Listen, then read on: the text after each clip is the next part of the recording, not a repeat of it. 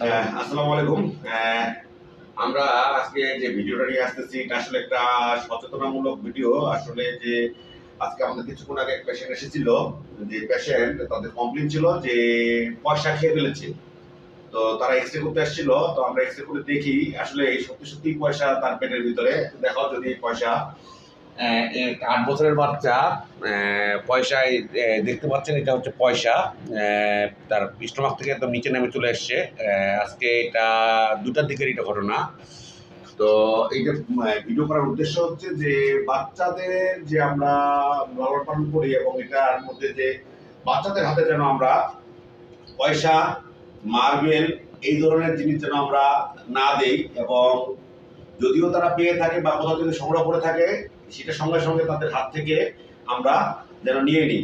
আসলে এটা খুব কষ্টদায়ক, একটা 8 বছরের একটা বাচ্চা। আবার দেখাও এখানে যে এই যে পয়সা দেখতে পাচ্ছেন এটা হচ্ছে পয়সা। ওরা বলতেছিল 5 টাকার পয়সা, কিন্তু না, এটা আসলে মনে হয় 1 টাকার একটা পয়সা খেয়ে ফেলেছে। তো আমরা চাবো যেটা আসলে যে আপনারা সবাই সচেতন হন, ভালো থাকুন, বাচ্চাদের প্রতি যত্নবান হন। ধন্যবাদ, ভালো থাকবেন, সুস্থ থাকবেন।